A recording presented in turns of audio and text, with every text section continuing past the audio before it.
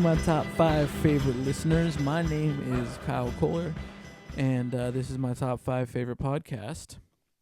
Thank you so much to the 15 people who listened to the first podcast that I put up last week. That was my top 5 favorite TV shows of 2015.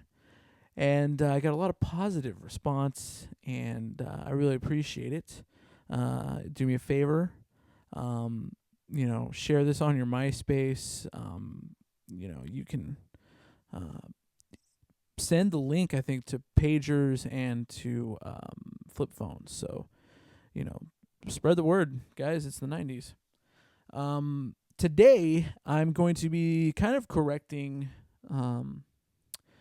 a little bit of my first list. I've only done one podcast, and already I felt like, man, I kind of left a big gaping hole in the middle of the thing, in the sense that I did a first podcast on my top 5 favorite television shows of 2015 so far, kind of at the end of the first season that all the shows are coming to. And someone pointed out, and also I kind of noticed as soon as I posted the thing, I didn't bring up anything on Netflix. And I thought, that's weird that my mind didn't think about it, but then I also realized I have a different take on Netflix.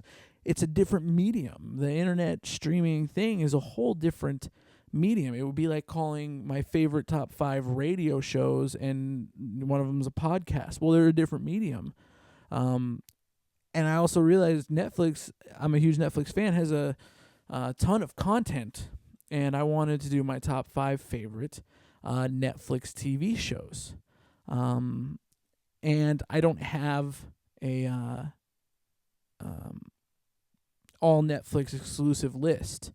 Netflix has great content, and they have great original content, and I have, I think, 3 of the 5 shows that I have on my list are original Netflix original series, but the other 2, the reason I expanded this is to these other 2 shows, and there's a couple that I'll have an honorable mention as well, that I think are not Netflix original TV shows. They're not produced by actually Netflix, but they're kind of hidden on cable, and they really find their boom and they find their niche in Netflix, and people really start to follow the show based on the fact that it's on Netflix. So we're going to talk a little bit about both the Netflix original productions and the other productions that made it on the list, and yet still aren't made actually by Netflix. My number 5, we're going to start right away with number 5, is a Netflix original production. I'm a huge Ricky Gervais fan. I'm a huge Carl Pilkington fan, so clearly Derek is going to be number 5. It is a great show. It is kind of like funny comedy, but yet still has like a light heart, and you feel a lot of emotion for Ricky Gervais' character and kind of all the people in it. Phenomenally shot, really well casted. The writing spectacular, and yeah, you'll watch it, you'll enjoy it, but you kind of do feel the tug at your heartstrings a little bit because of the way that Ricky Gervais pulls off this character. I don't know the politically correct term, but he is a little challenged. He's not a fully functioning person, and he plays that character so well. This guy who might not be a brilliant person or even a pseudo normal person, but he really has a good heart. He knows what's right and wrong. And, he completely envelops that character, and I just think he does a great job. So check out Derek. It's on Netflix. It's really good.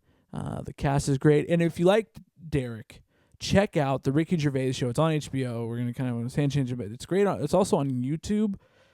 Watch it. It's a cartoon that him, Stephen Merchant, and Carl Pilkington did. Carl Pilkington is now the funniest person around in that kind of niche comedy that he has, of just complete originality, as a complete unique take on the world, and it's phenomenal. So number 4, I'm going to put a not original Netflix series. It's on the Independent Film Channel, which, to be 100% honest, I don't know where that is on my cable. But I know it's also the network that has Portlandia, and I think it also has the From the Basement. But other than that, I have no idea what's on that network other than independent film movies. Mark Maron's TV show Maron is a really great TV show. It kind of reminds me, it's a little bit of a Louis West Coast, or West Coast Louis, if you will.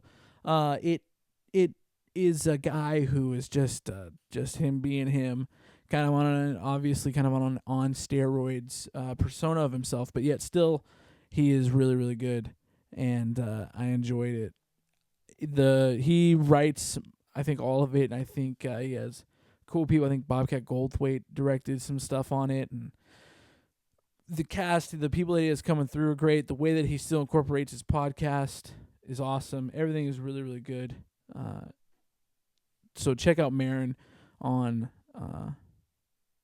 Netflix. Again, the interesting thing, I picked the 2 non-Netflix produced series because I wanted to... they kind of, Netflix made them what they are. But Netflix's original content, they really step up their game, Shows like Marco Polo, Orange is the New Black, Lilyhammer, to name a few, are so good. Netflix is up there with any network, any Showtime, HBO, AMC, FX network. And this, my number 3 spot, clearly is one of those, and that is Peaky Blinders. Peaky Blinders is kind of an industrial era, really cool show about the Irish, I think it's the IRA, the Irish Republic of something, and the England organized crime, and it's a little more complicated, and I'm obviously not doing a very good job of explaining what it is, but it's really great. The acting is phenomenal. If you like Boardwalk Empire, you're going to love this show. I would argue it is a better produced and better written show. The storylines stay a lot more contained and revolve around a nucleus, whereas Boardwalk Empire, it got so big, it didn't... You kind of forgot how people were correlated. In Peaky Blinders, there's not really that. You kind of know where everybody is involved. A guy by the name of, I'm going to look it up because I can't think of it off the top of my head. You would recognize him from The Dark Knight, is, Cillian Murphy. Does a great job. He played the Scarecrow in The Dark Knight. Does a great job. If you like Boardwalk Empire and Masters of Sex and Mad Men, you'll love this show. My number 2 show is another Netflix original, and that is House of Cards. Kevin Spacey, genius, as Frank Underwood. This show, I don't want to get political, but this show politically scares the living hell out of me. I don't know how accurate it is. I don't know politics on that level by any means, but it is scary if it is anywhere near reality. Now, you obviously understand that there's television and all this stuff, but yet some of the stuff that goes on in this show, you go, man, I could see that being a thing or a variation of an instance that would happen in Washington, D.C., good, bad, or indifferent. It's just crazy. Kevin Spacey, this 3rd season just came out, and the 3rd season is by far his best season. I think the first season, that's kind of the sign of how a television show is kind of hit its mark, is when it's in that 3rd season. The storylines are developed, and everybody knows who they are, and the good characters are there, and they've washed out the characters that don't have a good, and it's there. 3rd season, and this one is it. I'm not going to give any spoilers, but if you watch the first 2 seasons, or if you haven't watched any, you got to watch them in order, and you got to binge on them and slam it out. Great show, House of Cards. I think the Emmys this year are going to be interesting because of the characters that they're going to give to the best male actor. It's going to be incredible to see who they can, between Bob Odenkirk, between Jon Hamm, between Kevin Spacey, and these guys are just hitting these home runs. So check out House of Cards. Really great performances, great writing, and I'll tell you this much: it is shot beautifully. This thing is shot. It looks gorgeous. Shot on the Red, by the way. Shout out to my girl Heather McKinsey, who works for Red. They're the best looking cameras and lenses in the industry. So today's show is brought to you by Red. And now it's time for the number one. Now it's time for the number one show, I believe, on Netflix right now. This is not a Netflix original. Now, I understand that, there are a lot of Netflix unoriginal series, that aren't going to be on this list because I don't believe that they needed Netflix to survive or be a success in America. Louis was going to be successful in or out of America. 30 Rock was going to be successful. Parks and Rec were going to be successful with or without Netflix. The Office, obviously, you can watch all of them, and it would still be great if Netflix didn't exist, and would have been at the forefront of society if Netflix didn't exist. Netflix also is responsible for one of the greatest TV shows of all time having the success that it did.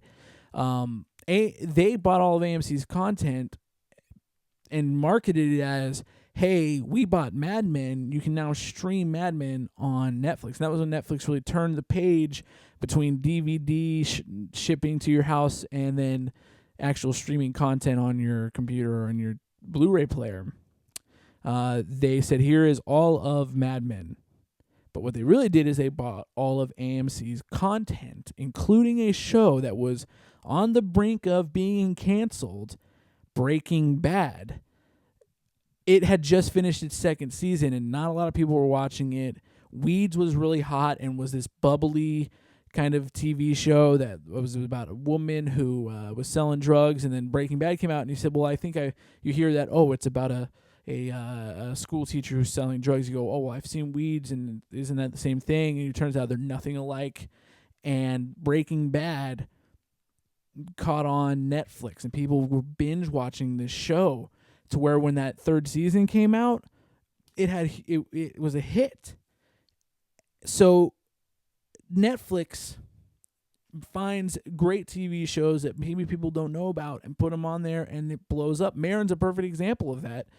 At my number 4 spot, Maron is a show that really, was found through Netflix. Portlandia was a show that people didn't really watch until it was on Netflix. This show at my number 1 spot is a British TV show. There's only 6 episodes on there.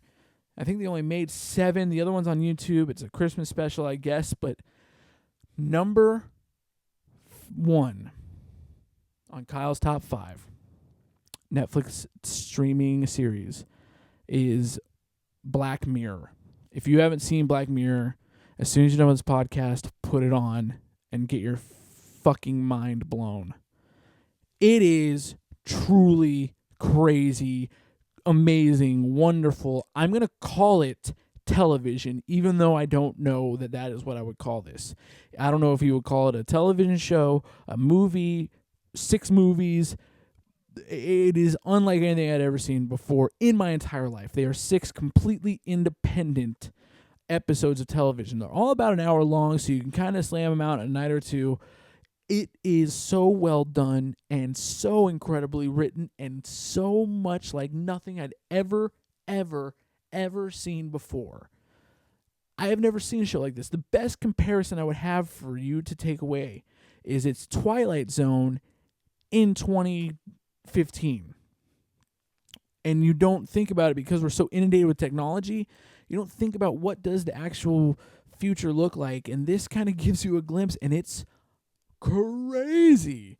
Please go watch this show, Black Mirror. You won't recognize a person in it. I didn't recognize a motherfucker in this thing, and it still was incredible. I don't know how to, I don't know really how to explain it. I'm not going to spoil anything, but I will tell you this. The first episode is completely surrounded by pig fucking. The whole show is based on pig fucking. And it gets crazier and better from there. I know you're thinking, Kyle, how can big pig fucking be a good show? Watch it and you'll go, holy shit. It's incredible. I highly recommend it. Please let it soak into your brain. So thank you so much. I'm going to go, number 5 was Derek. Number 4 was Marin. Number 3 was Peaky Blinders. Number 2 is House of Cards. And number 1, Black Mirror. Watch it, check it out, and enjoy it. And today, you know what? Today's, I don't know if this is legal, but today's episode is brought to you by Red cameras. Anything that's ever been shot that's really, really good is on a Red. So if you're making a movie, buy a Red camera. Ask for Heather McKenzie. Thanks, guys. You're my top 5 favorite listeners, and I appreciate you listening. I'll see you guys later.